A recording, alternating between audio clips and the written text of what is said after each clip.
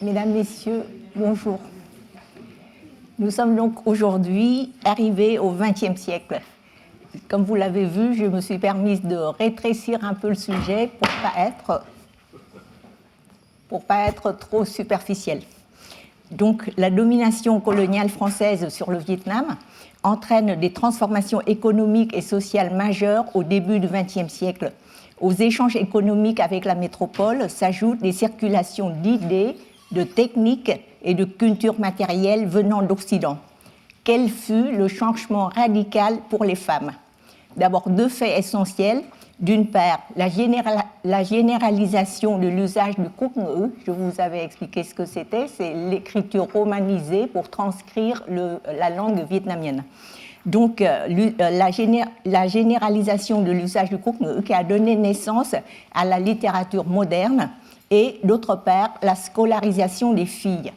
La scolarisation des filles, ce sont des chiffres, mais ce sont aussi des destinées humaines, des parcours pénibles mais inspirateurs. Pour les Vietnamiennes, ce fut la première fois qu'avec la colonisation, l'enseignement public leur fut ouvert.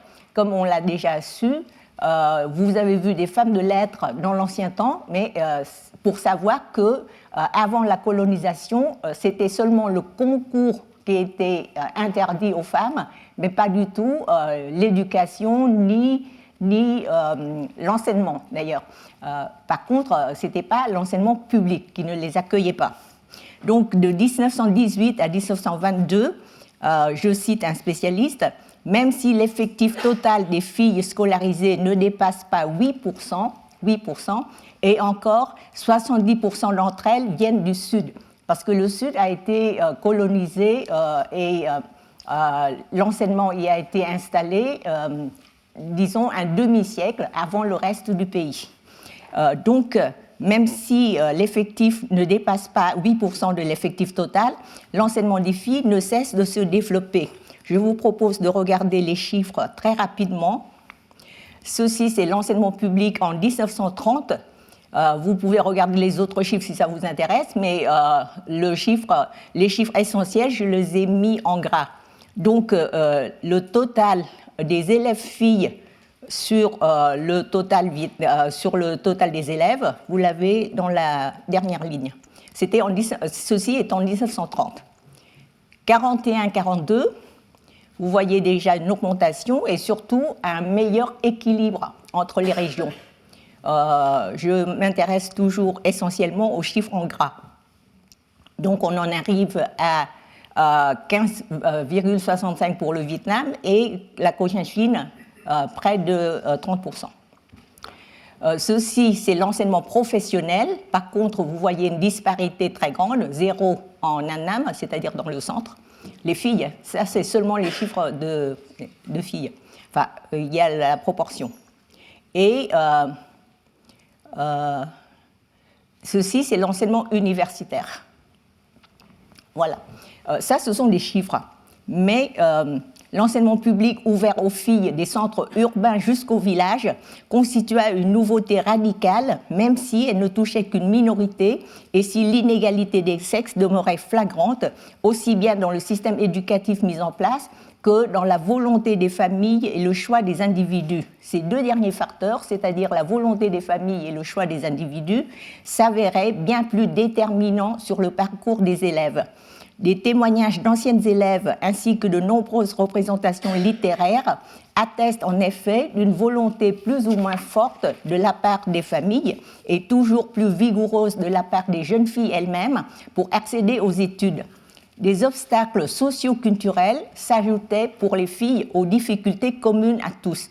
Des mémoires individuelles, des biographies, des entretiens avec certains témoins nous apprennent qu'il ne suffisait pas d'être né dans une famille intellectuelle, comme auparavant, pour obtenir ipso facto son droit d'accès au lycée.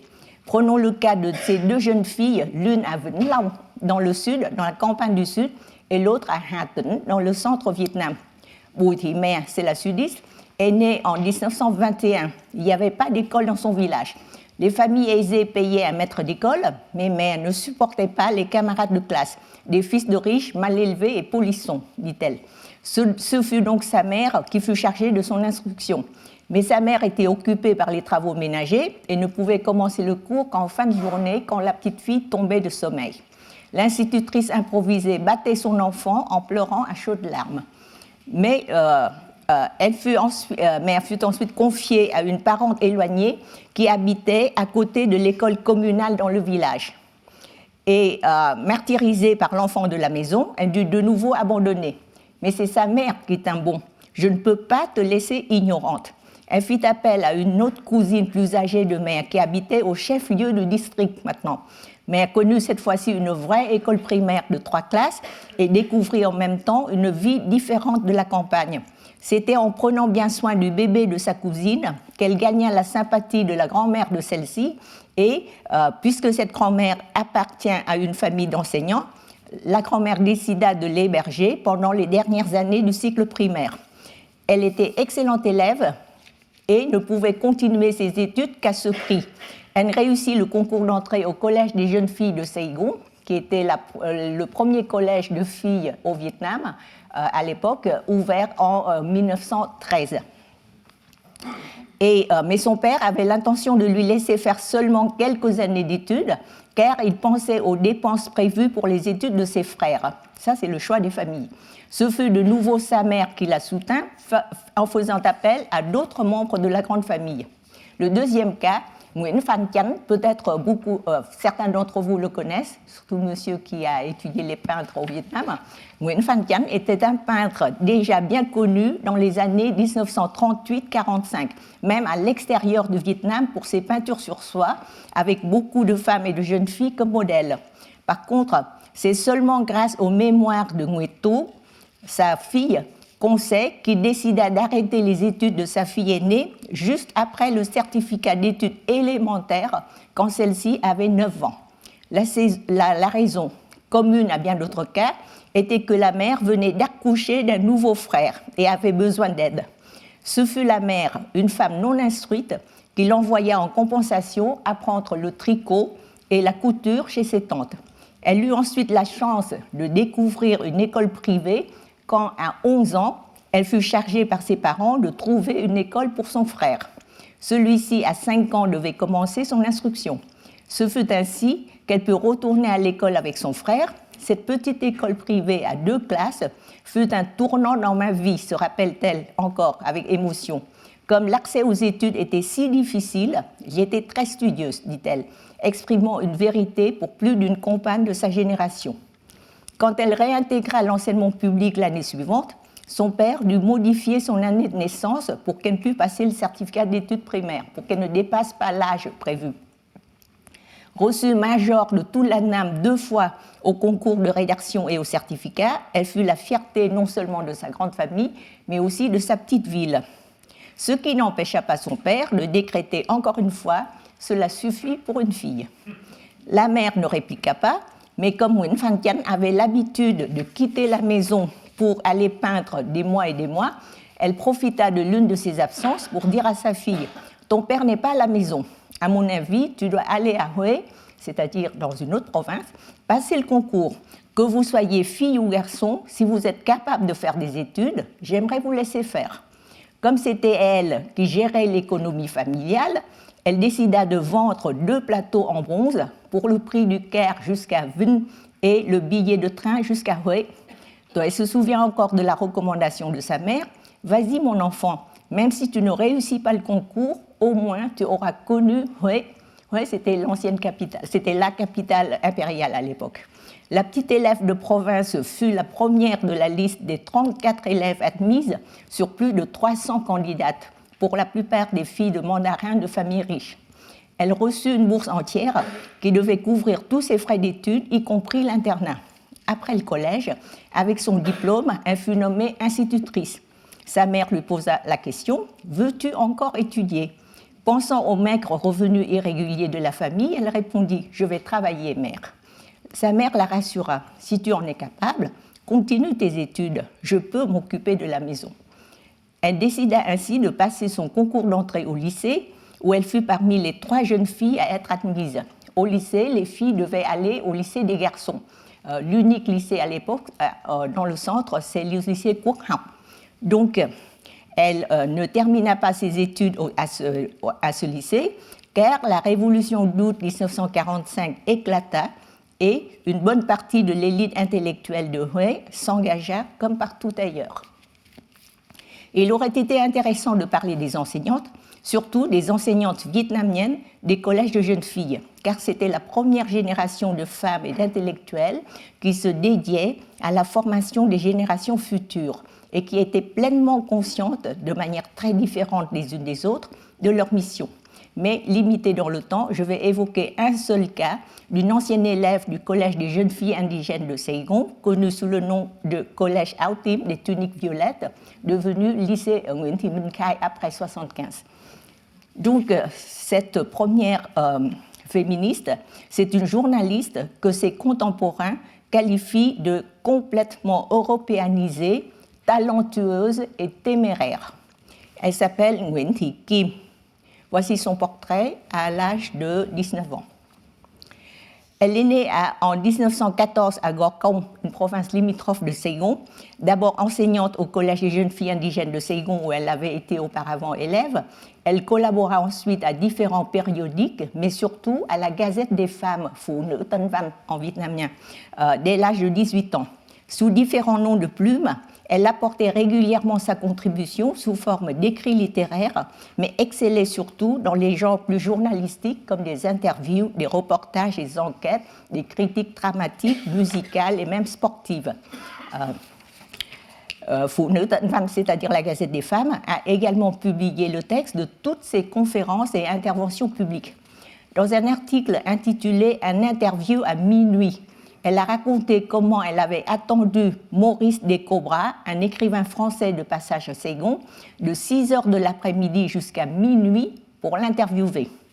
Les échanges eurent lieu entre minuit et 1 heure du matin entre Kim, son collègue vietnamien, Maurice Descobras, et une écrivaine française. Je vous présente dans cette diapo un morceau de son interview. Remarquez son intervention. On a demandé au monsieur s'il soutient le féminisme. Oui, très bien, beaucoup. Et Kim lui pose une toute petite question. Qu'est-ce que vous pensez les écrivaines? Qu'en pensez-vous? Et le français se contente de sourire.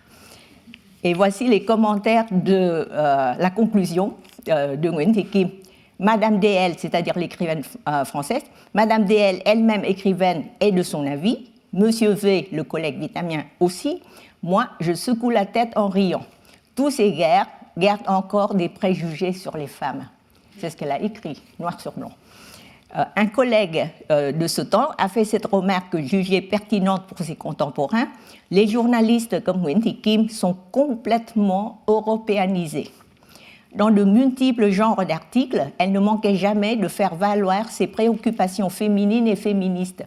Son originalité fut cependant d'avoir à plusieurs reprises fait des conférences devant le grand public, sans microphone comme aujourd'hui, sur des thèmes presque tous féministes. Sa première conférence date du 26 juillet 1933, elle avait 19 ans, quand, à la tribune de l'Association pour la promotion des études, c'est-à-dire le Hội khuyến học de Saigon, elle prit la défense de la nouvelle poésie pour répondre aux critiques, dit-elle. Madame Nguyễn Đức Nhuận, qui était son éditrice en chef du journal, présente à la conférence, dit son admiration, je la cite, « Face à un public de plus de 300 hommes et femmes, cette jeune fille a expliqué la fonction de la poésie. Elle a de temps en temps cité des critiques de la part de ses collègues, critiques qu'elle avait notées dans des feuilles de papier. Son attitude a toujours été naturelle et sereine, sûre d'elle-même. Une jeune fille qui s'oppose à combien de conservateurs dans le monde de la poésie pour affirmer qu'il faut décrire la réalité d'aujourd'hui dans un cadre plus large que celui de la poésie des temps. » Je vous avais expliqué la poésie des temps. Quel beau spectacle! De mai à novembre 1934, une délégation composée de 2 jeunes filles, Nguyễn Thị Kim et une collègue Phan Thị Nga, qui est partie avec Kim pour faire des conférences sur les femmes et les sports. Donc cette délégation, accompagnée par messieurs Nguyễn Đức Nhuận, gérant du magazine Gazette des Femmes, et Nguyễn Đình Trị, le père de Kim, parcourut les plus grandes villes du Vietnam de l'époque, Huế dans le centre, Hà Nội, Nam Định et Hải Phòng dans le nord. Kim y fit des conférences dont les thèmes portaient bien sa griffe. Je vous montre ici les titres, les thèmes de ces conférences et une photo, une vieille photo. Donc, partout, elle fut chaleureusement accueillie par l'élite intellectuelle sur place. Les gens étaient nombreux à venir l'écouter, jusqu'à 5-6 000 à Hanoï. Encore une fois, pas de microphone. À Nam Định, la foule était telle que la conférence prévue le 3 novembre à 20h dut être reportée au lendemain matin avec la promesse de la reproduire 2 fois à 8h et à 10h. À Hải Phòng, les scouts n'arrivèrent pas à maintenir l'ordre. Les auditeurs qui n'avaient pas de carton d'invitation sautèrent par-dessus la clôture. Une autre originalité de Kim résidait dans sa liberté d'expression et la rigueur de sa pensée, qui allait sans tergiverser au fond du problème. Elle n'éludait pas les objections, au contraire, elle les réfutait l'une après l'autre. Mais ses pensées semblaient aller bien plus loin que celles de la majorité, ce qui la faisait apparaître comme extrémiste. Par exemple, aux maris qui reprochaient à leurs femmes trop instruites de se disputer souvent et de semer la discorde dans la famille. Elle affirmait que, excepté certains cas rares, il ne pouvait jamais y avoir de divergence entre conjoints de même niveau. En plus, insista-t-elle, c'est de la discussion que jaillit la lumière, y compris au sein du foyer. S'il y en a un seul qui donne des ordres et que l'autre ne fait qu'obéir, comment savoir que les ordres sont pertinents ? Elle n'hésitait pas non plus à disserter avec un franc-parler encore surprenant pour bien des Vietnamiens d'aujourd'hui, à plus forte raison pour l'époque, sur des questions taboues, d'autant plus taboues pour une jeune fille. Se rendant compte, par exemple, que le thème de sa conférence à Nam Định sur le mariage libre ne manquait pas de choquer le public, dans la mesure où, je la cite, la conférencière était jeune, encore soumise à l'autorité parentale et encore célibataire. Kim admettait qu'on pouvait croire, je la cite de nouveau, qu'elle cherchait à se marier, qu'elle parlait pour son propre intérêt, alors qu'elle manquait d'expérience et manquait toutes les conditions d'un chercheur qui aurait examiné la question avec neutralité et sérénité. Ça, ce sont les objections. À ces objections, la féministe de 20 ans répondit fermement « Messieurs, une vraie féministe qui est vraiment fidèle au féminisme doit être toujours plus mûre que son âge. » Nguyễn Thị Kim a bien mérité la qualification de poétesse talentueuse et téméraire que lui ont attribué les auteurs Hoài Thanh et Hoài Trân d'un livre classique, Les poètes vietnamiens. La deuxième figure que je vais vous présenter, la voici, Đạm Phương Nữ Sử, l'éducatrice des femmes et des hommes. Celle qui mérite d'être reconnue comme l'une des premières, si je dis première, c'est chronologiquement, comme l'une des premières féministes vietnamiennes du XXe siècle, était membre de la famille impériale. Elle est la petite fille de l'empereur Minh Mạng, vivant dans le centre Vietnam et qui n'avait jamais fréquenté l'école franco-vietnamienne. Công nữ Đồng Canh, son nom de naissance, mieux connu sous son nom de plume Đạm Phương Nữ Sử. Entre 1918 et 1929, elle signa plus de 200 articles, essentiellement sur les femmes. Elle se consacra ensuite à la rédaction de livres sur l'éducation. Dans la préface à son livre « Discussion sur l'éducation familiale », elle débuta par la remarque suivante. Conformément au courant mondial, il émerge récemment dans notre société la question de la libération des femmes, qui laisse perplexes ceux qui se préoccupent des problèmes sociaux. À ceux qui proposaient une libération commune aux deux sexes, elle répliqua « Même si nous sommes dans la même situation de colonisés, il faut savoir que la psychologie et les caractères des femmes diffèrent beaucoup des hommes, et notamment en ce qui concerne la manière de subir l'influence de l'ancienne culture. Les deux sexes sont très éloignés l'un de l'autre. Si l'on promeut la libération seulement dans l'optique masculine, je suis sûre que seule une minorité de femmes en bénéficiera. alors que l'ensemble du genre féminin, nữ giới en vietnamien, demeurera dans l'ancien régime. Ce ne sera pas une vraie libération.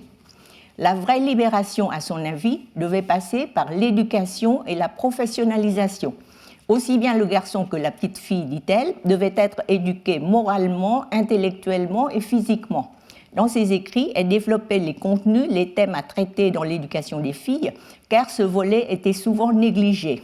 Elle dénonçait cette négligence comme une erreur fatale au bonheur de la famille que la jeune fille serait amenée à fonder, mais aussi désastreuse pour l'avenir du pays, pour la préservation des bonnes mœurs.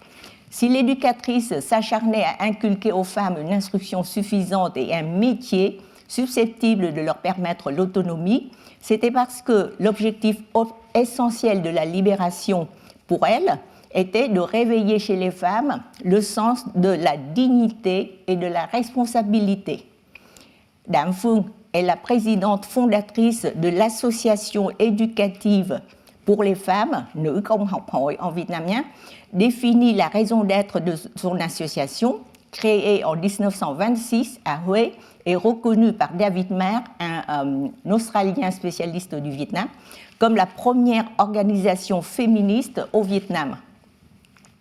Voici la photo de l'inauguration de cette association et le discours de Đạm Phương, un extrait. L'habitude de chez nous, les femmes, de nous reposer sur les autres, et il a en vietnamien, est si ancrée qu'elle en est devenue maladive. Elle est à l'origine de l'esclavage. Donc, quel remède ? Il s'agit du premier objectif important de notre association. Le remède consiste à pourvoir les femmes d'un esprit d'autonomie au moyen de la professionnalisation dans le cadre d'une union harmonieuse entre la moralité orientale et la connaissance occidentale. L'objectif suivant est de s'unir pour défendre nos droits et intérêts. Les féministes dans l'ensemble se préoccupaient beaucoup d'élever et d'éduquer les enfants. Un grand nombre d'entre elles étaient patronnes ou membres actifs dans des institutions privées, des cliniques, des maternités, des jardins d'enfants, des écoles maternelles, primaires, primaires supérieures, dont des écoles de filles. Đạm Phương se distinguait par une œuvre volumineuse consacrée à la puériculture et à l'éducation des enfants. En 1942, quand elle récapitula ses pensées dans un ouvrage intitulé « Éducation des tout-petits », elle insista avec raison qu'elle avait maintes fois écrit sur ce thème dès 1918 sur les colonnes de Gazette Annam Tonkin et qu'elle avait diffusé ses pensées dans son association pendant 15 ans, qu'elle se servait en plus des expériences d'une mère de 11 enfants. 11 enfants, c'est les enfants des deux lits d'elle-même et de la deuxième épouse de son mari, avec plus de 30 petits-enfants, et que cet ouvrage était l'œuvre commune de toute une famille. Car mes fils et filles, mes gendres et brus, mes petits-enfants, qui sont instituteurs et institutrices, infirmiers, sages-femmes, commerçants, écrivaines, m'ont apporté beaucoup de documents scientifiques et philosophiques et ont collaboré avec moi. Đạm Phương remarqua qu'en réalité, beaucoup de mères laissaient leurs enfants grandir spontanément sans s'en occuper beaucoup. Elle dénonça l'éducation familiale présente dans les familles de tradition confucianiste, mais où, je la cite, « les enfants vivaient dans un cadre trop étroit, trop sévère, trop respectueux des traditions, ce qui entravait leur développement ». Le problème était de remédier à cette absence et à cette défaillance de l'éducation familiale, de mettre fin à une situation où, je la cite, « les talents en germe se fanaient aussitôt, où une génération de jeunes maladifs, déchus, paresseux et lâches expliquait le développement tardif du pays, la corruption de la société, le dépérissement de la race ». L'objectif était formé de jeunes gens forts, aventureux, impatients d'aller de l'avant, débrouillards et équipés de connaissances pragmatiques et élargies. La visée politique fut bien présente, si discrète fut-elle. Pour être à la hauteur de cette mission éducatrice et génératrice du peuple vietnamien, les femmes devraient, selon Đạm Phương, se débarrasser des préjugés nuisibles, tels que la croyance dans la destinée, dans les prédispositions innées et l'hérédité intellectuelle. Si vous ne vous fiez pas à la science et à l'éducation, comment pourriez-vous bien élever vos enfants ?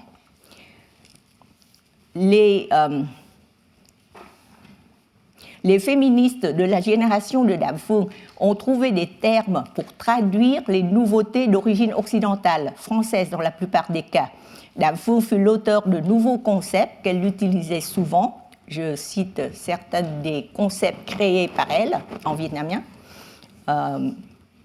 Elle a d'autre part exprimé des principes profondément modernisateurs, révolutionnaires, avec une clarté limpide et une grande puissance de conviction.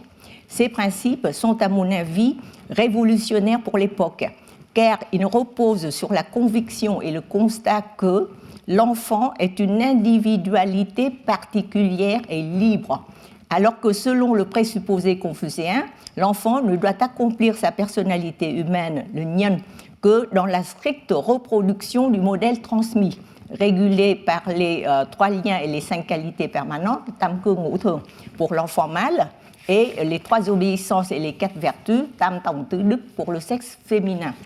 Chez Dam Phuong, le respect de la personnalité de l'enfant dépassait de loin les normes communément admises chez les Vietnamiens et sans doute davantage chez les Vietnamiennes, non seulement de son temps, mais aussi de nos jours. Je la cite souvent dans mes conférences actuellement au Vietnam et elle l'étonne toujours. Donc, par exemple, ceci, l'enfant est spontanément têtu. Les parents ne doivent pas considérer cela comme un défaut à enrayer trop tôt. Les Vietnamiens, l'idéal des Vietnamiens, c'est que l'enfant soit sage, d'accord, qu'il l'obéisse. Donc, l'entêtement de l'enfant, dit-elle, témoin de son développement autonome, les parents doivent le lui cultiver afin qu'il puisse plus tard disposer d'une énergie suffisante pour assumer sa vie. L'éducation n'est pas une œuvre coercitive. Elle vise au contraire à encourager l'épanouissement des plus nobles capacités d'un individu. Dam Phuong, qui, rappelons-le, n'était jamais allée à l'école franco-vietnamienne, devait ses idées avant-gardistes à ses efforts d'autodidacte. C'était une grande liseuse. Son champ de lecture recouvrait des ouvrages des modernistes chinois, des psychologues, éducateurs et éducatrices français et d'autres nationalités occidentales. Elle était l'unique autrice à avoir présenté des modèles diversifiés d'éducation, tels que le jardin d'enfants de l'allemand Froebel, de l'italienne Montessori, comme celui des maternelles françaises. Elle citait dans ses ouvrages aussi bien des Chinois que des Français, des Suédois, des Américains, des Britanniques. Elle est demeurée une figure de proue dans ce domaine d'activité féministe qu'était la socialisation de la maternité et de l'éducation maternelle, comme d'ailleurs dans celle des travaux ménagers féminins, dont elle se servait à la fois pour professionnaliser les femmes et les rendre économiquement autonomes, et aussi pour les organiser au service du double objectif de modernisation et de lutte anticolonialiste. La suivante que je vous présente, c'est celle qui a été qualifiée de la première romancière vietnamienne, Huỳnh Bảo Hoa. Voici la description d'un photographe qu'il avait connu. Le teint d'un blanc laiteux, le nez droit, de grands yeux clairs qui semblent pénétrer l'interlocuteur. Son visage brille d'intelligence, de virtuosité et d'une grande bravoure. Je vous montre, ça c'est elle dans une apparence qui était jugée convenable à son statut social. Ça c'est aussi elle.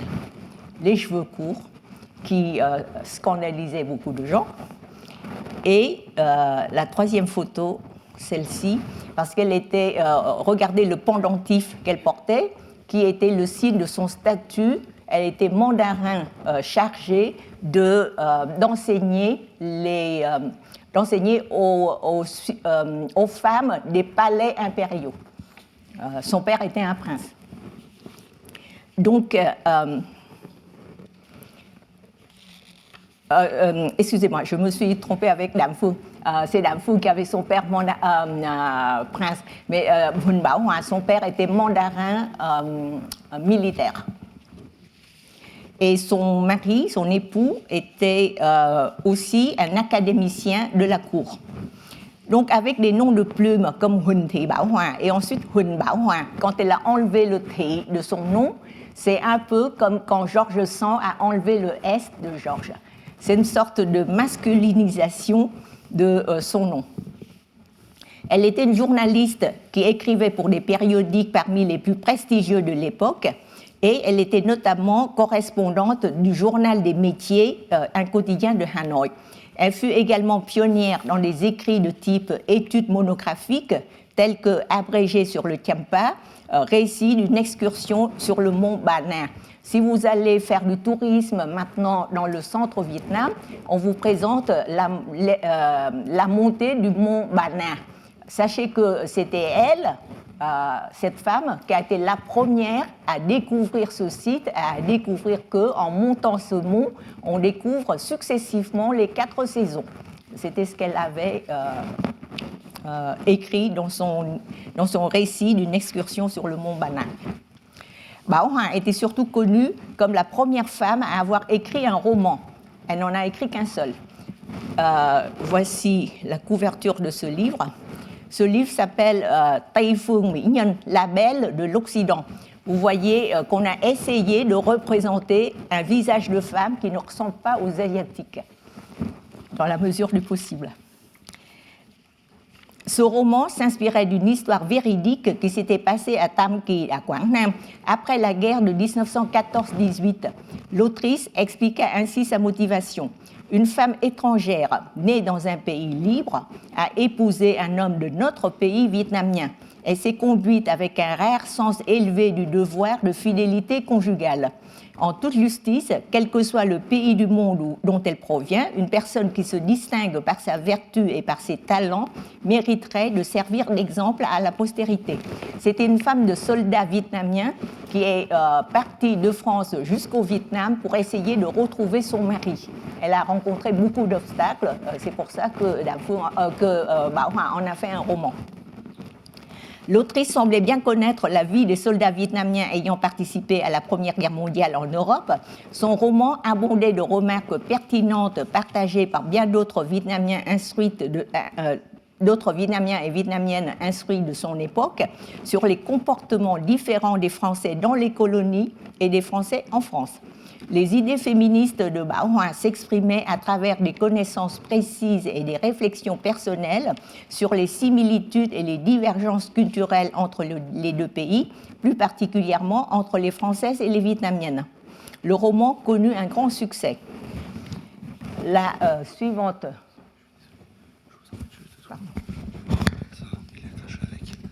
Vous voulez que j'enlève le foulard ?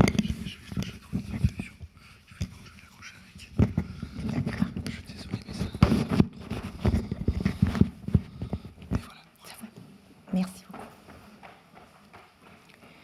La suivante, c'est Phan Thị Bạch Vân, l'éditrice des femmes. Elle est née Phan Thị Mai en 1903. Elle était un nom connu dans les dernières années de la décennie 1920. Originaire de Biên Hòa, le chef-lieu de Đồng Nai, elle s'installa à Gò Công. Ce sont toutes les deux des provinces limitrophes de Saigon.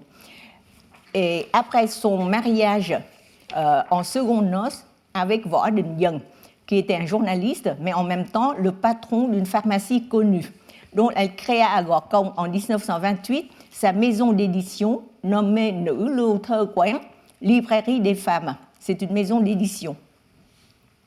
Donc elle a annoncé la mission et l'objectif de sa maison d'édition comme je vous le mets ici. Et cette maison d'édition a publié 39 ouvrages dont un tiers est interdit. Quels sont les livres ? Je vous les ai mis ici. C'est l'objectif qui est affiché dans toutes les couvertures des livres. C'est l'objectif, disons, public qu'elle affiche. Et ici, ce sont les ouvrages. En fait, la liste encore incomplète des ouvrages édités par la Librairie des femmes atteste que les objectifs de cette maison d'édition n'étaient pas que féministes. On comprend que sa patronne est comparue devant les assesseurs 4 fois, devant le tribunal 2 fois, et est même failli d'être mise en prison. C'était la première parmi les Vietnamiens, hommes et femmes, à comparaître devant un tribunal pour une raison littéraire, pour ses écrits. Voici comment elle se défendit au tribunal de Mỹ Tho le 2 février 1930. Ça, c'est son autodéfense. Je vois que les femmes annamites sont encore pour la plupart ignorantes et sous l'oppression masculine. C'est pour cela que j'ai rédigé ces livres, pour les encourager à étudier davantage, pour développer leurs connaissances, se former aux professions comme les hommes. Ce fut ainsi que son avocat éclaircit le terme « service public » qui, dit l'avocat, aurait dû être traduit par việc công, c'est-à-dire faire des choses à utilité publique, et l'avocat prétend que ça a été mal traduit par tham chính, c'est-à-dire faire de la politique. Donc il a dépolitisé l'affaire pour l'innocenter, et il a réussi. La véritable raison, avoua-t-il à un journaliste, c'était que Phan Thị Mai attendait un bébé et qu'il trouvait ignoble de la condamner. Nous avons très rapidement parlé de 4 féministes dont les préoccupations et les activités militantes relevaient des domaines de la presse, de la création littéraire, de la recherche, de l'éducation et des activités sociales. Ces femmes furent représentatives de nombreuses femmes actives dans ces domaines et bien d'autres domaines que nous n'avons pas le temps d'évoquer, comme les poétesses, les sages-femmes et infirmières, les sportives, les actrices, etc. Qu'il me soit permis de rappeler néanmoins que, parmi les Vietnamiens hommes et femmes, le premier doctorat français en sciences a été soutenu par une femme, la voici, qui s'appelle Hoàng Thị Nga, la première titulaire vietnamienne d'un doctorat en sciences physiques en 1935. Et que la première docteure en médecine formée en France fut aussi une femme. Voici la thèse de Hoàng Thị Nga. Et la docteure suivante, qui a soutenu la même année, c'est Henriette Bùi Quang Chiêu, la fille du fondateur du Parti constitutionnaliste, Đảng Lập Hiến en vietnamien. Donc, diplômée en 1935, Henriette Bùi rentra exercer comme médecin-chef à la maternité de Chợ Lớn, les Français l'appellent Cholon, et ouvrit un cabinet privé. Chợ Lớn, c'est le 5e arrondissement de Saigon actuel.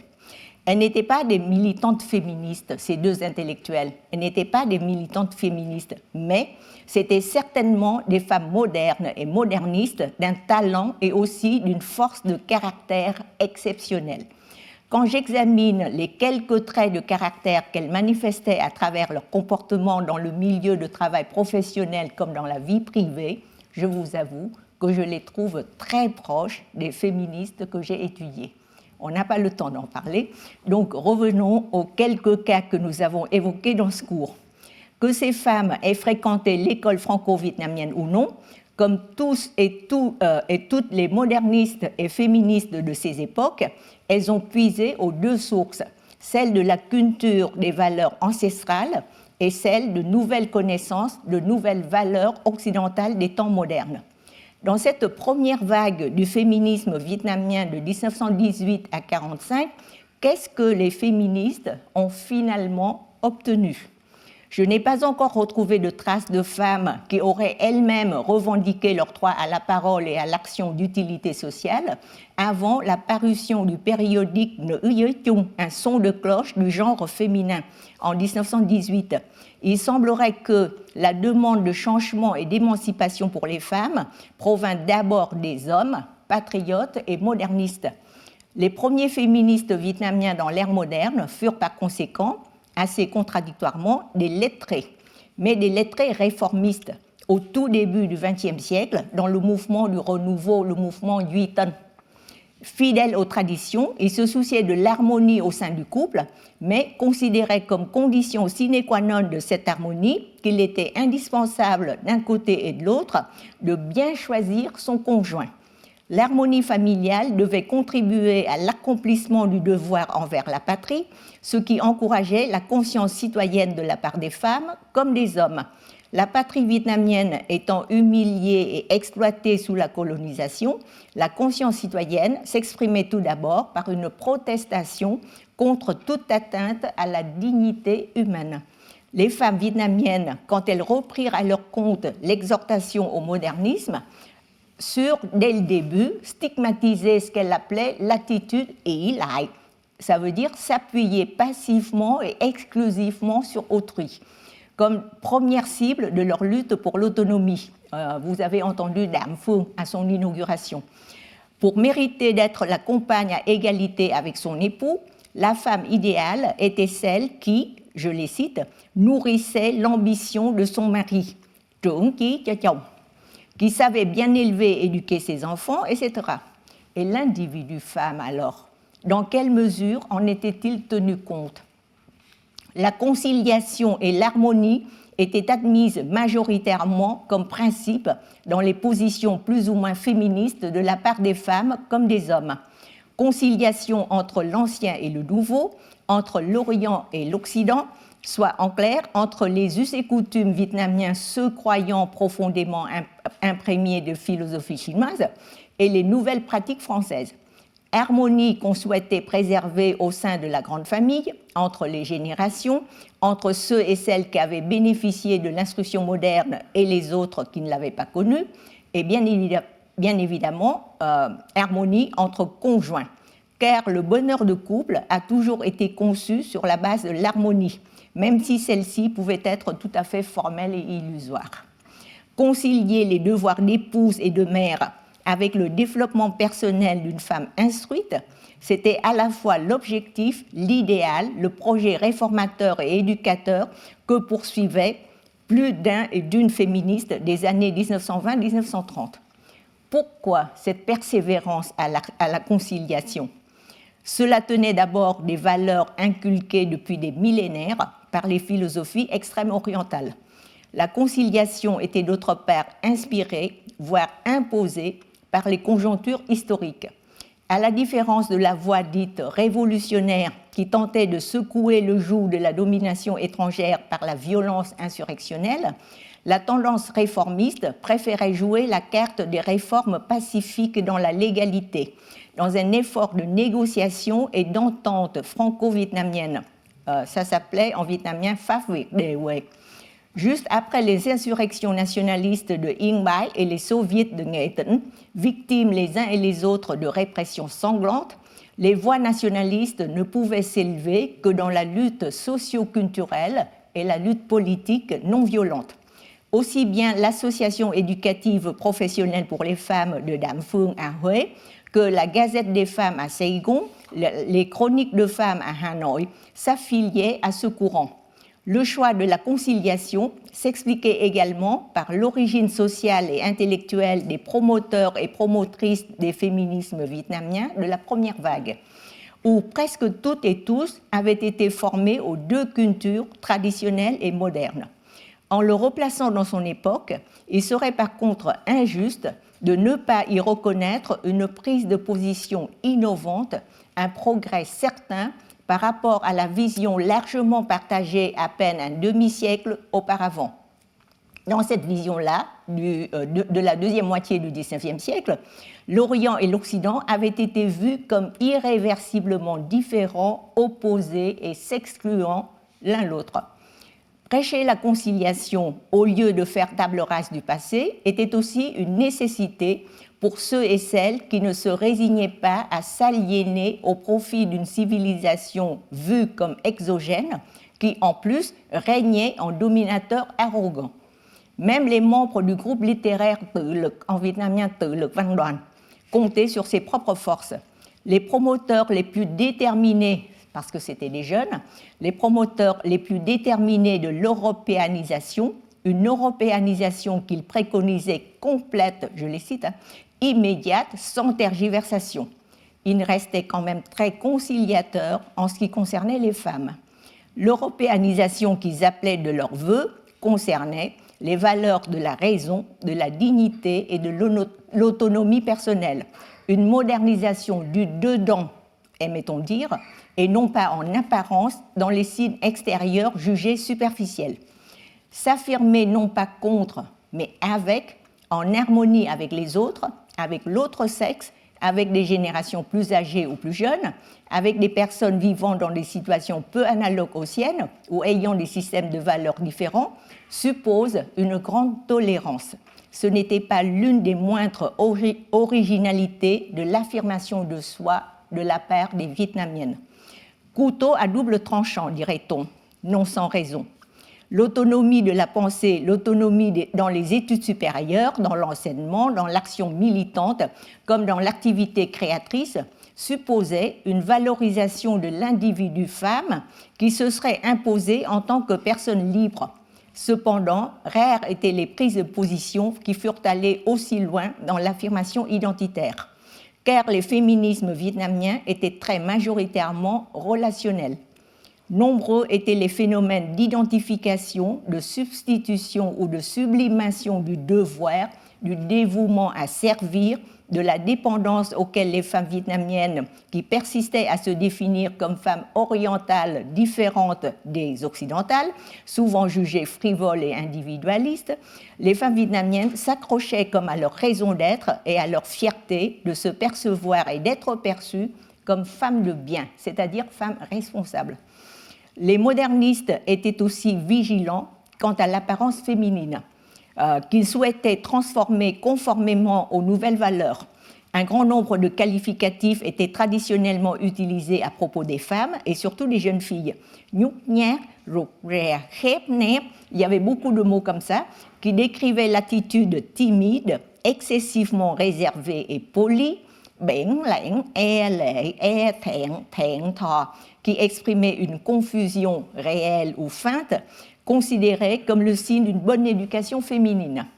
Une collaboratrice de Phong Hoa, Mœurs, c'est une revue du groupe Tự lực Văn đoàn, s'insurgea contre cette habitude d'être thẹn thò, lệ, confuse, de rougir et de se cacher la bouche en parlant, en souriant. J'avais appris au lycée Marie Curie dans les années 60, quand j'avais 11-12 ans, avec ma professeure de vietnamien au lycée Marie Curie, qui nous enseignait les quatre vertus. J'ai ici mes anciennes camarades de classe qui s'en souviennent, je l'espère. Elle nous a enseigné que Dung, c'est-à-dire l'apparence, doit être sérieuse. Elle nous a dit, une jeune fille de bien, c'est une jeune fille qui sait sourire sans montrer ses dents. Toute la classe a éclaté de rire. Et elle nous a dit, rentrez chez vous, mettez-vous devant le miroir et exercez-vous. J'ai obéi, j'ai jamais réussi. Voilà. Donc, c'était ça, l'apparence. Donc, cette apparence était vivement critiquée, aussi bien par les féministes femmes que hommes. C'était donc, disait cette journaliste, la conséquence de mœurs contraignantes dont il était temps de se débarrasser. Le sens de l'égalité et de la dignité fut clairement exprimé. En résumé, dit-elle, éloignez-vous donc de cette timidité et de cette confusion qui ne vous emmènent qu'à la faiblesse et à la lâcheté, qui entravent vos progrès et nuisent à la dignité et à la qualité des femmes. Être autonome supposait aussi de remettre en cause les relations avec autrui. Les femmes nouvelles, qu'on appelait tân nữ lưu, ou femmes nouvelles, c'était une autre traduction de féministe. Parce qu'à l'époque, on ne traduisait pas féministe par nữ quyền comme aujourd'hui, on traduisait par de multiples expressions, dont femme nouvelle ou tân nữ lưu.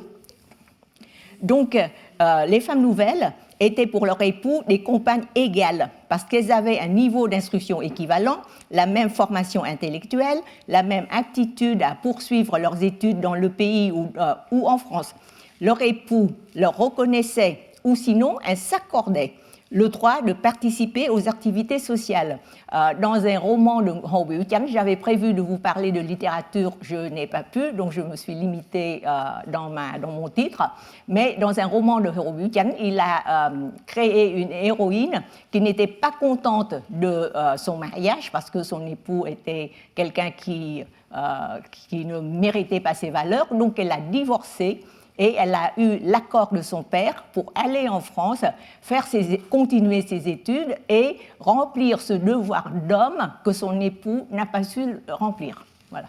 Donc c'était la conclusion de Hồ Biểu Chánh. Donc, si le mari ne reconnaissait pas, elle s'accordait elle-même le droit de participer aux activités sociales, parfois aux risques et périls de leur mission et de leur bonheur d'épouse, d'amante ou de mère. En révolutionnant leur rapport avec autrui, les féministes et femmes modernes des années 1845 parvenaient-elles à s'émanciper en tant qu'individus? L'un des constats les plus évidents de notre enquête a été la diversité, la richesse et la qualité des représentations de femmes dans la littérature, les arts plastiques, le théâtre, etc. C'est pour ça que j'avais prévu de vous en parler, mais quand les femmes étaient si fréquemment et finement représentées, sollicitées, imaginées, créées et recréées, comment aurait-on pu parler de méconnaissance, d'oubli ou de sous-estimation ? Les femmes avaient certes été très présentes et très actives dans la famille et dans la société depuis des milliers d'années, mais ce fut seulement à l'ère moderne que les représentations de femmes parvinrent à cette qualité de lieu de mémoire et de réflexion. Je voudrais souligner que seul dans la littérature moderne, en Quốc ngữ, nous avons de la prose. Dans l'ancien temps, c'était que de la poésie, soit la poésie classique dans l'élite, soit les kayao, c'est-à-dire les couplets de vers 6-8 pieds dans la littérature populaire. Donc il y avait essentiellement dans la littérature écrite, il n'y avait que de la poésie. Donc c'est seulement dans la littérature moderne que vous avez la prose, les romans, les nouvelles et les dissertations aussi. Donc, ce fut seulement à l'ère moderne que les représentations de femmes parvinrent à cette qualité de lieu de mémoire et de réflexion. En proposant des représentations plus sexuées, la littérature en Quốc ngữ ouvrait la possibilité à des représentations plus individualisées. Alors que les personnages de la littérature classique étaient tenus d'incarner des caractères bons ou mauvais, fidèles ou traîtres, hommes de bien ou vilains, femmes vertueuses ou immorales, ceux de la littérature moderne commençaient à avoir des personnalités propres, capables d'évolutions inattendues, imprévisibles. Rien que ce réalisme, que cette diversité, cette liberté toute neuve de la création littéraire permirent l'émergence de l'individu, femme et homme. Comme toujours, mais encore plus particulièrement en cette période où l'évolution était rapide et multiforme dans les mœurs et les mentalités, la littérature puisait son inspiration dans les réalités changeantes en même temps qu'elle contribuait au changement. Je crois être fondée en notant l'émergence évidente et vigoureuse de l'individu femme dans cette période des années 1920 à 1945. La notion d'individu en général, notion exogène et du moins en apparence tout à fait étrange pour pas dire contraire à la culture millénaire extrême-orientale et représentant un défi insolent à son égard, commença à peine à émerger elle aussi. C'étaient certes des femmes instruites qui étaient les mieux préparées pour se demander qui elles étaient, ce qu'elles souhaitaient réaliser dans la vie, pour s'interroger sur le comment de leur sensibilité, le pourquoi de leurs pensées et actions.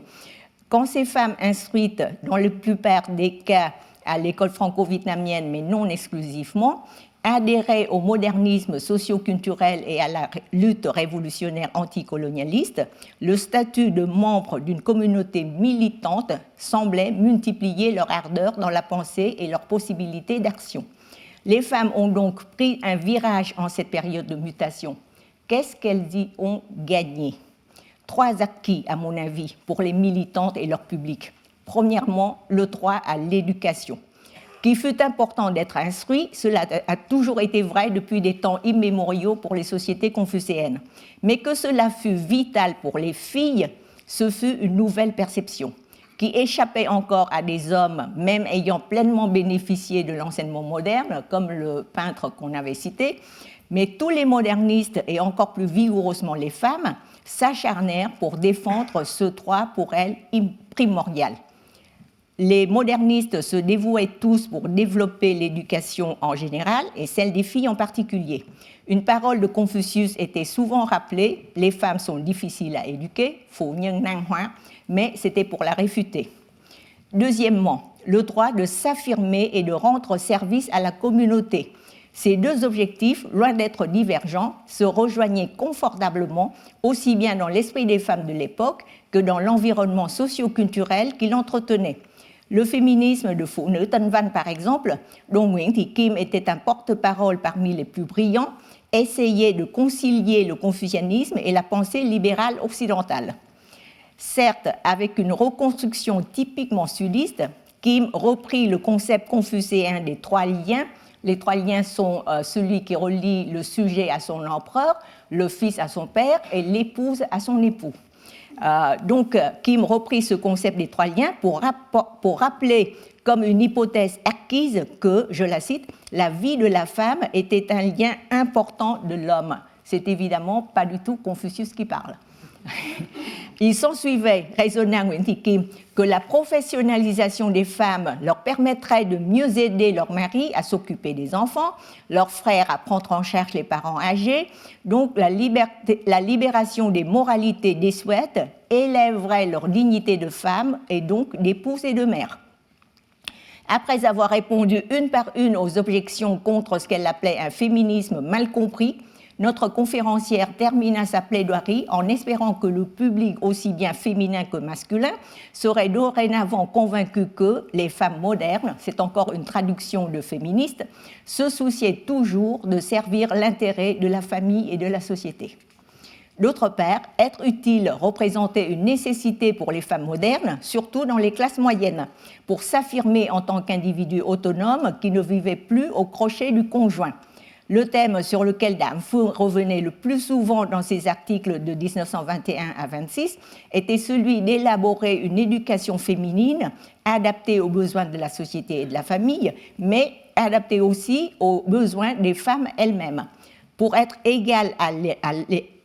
à l'égal des hommes, les femmes devaient en premier lieu, dit-elle, posséder à la fois talent et vertu. Cette idée est à l'opposé du dogme confucéen, stipulant que, pour les femmes, la vraie vertu consistait à être dépourvue de talent. Nữ vô tài tiện thị đức. Ça, c'est Confucius. Mais Dame Phuong, en citant Confucius, le retourne complètement. Je suis utile, donc j'existe.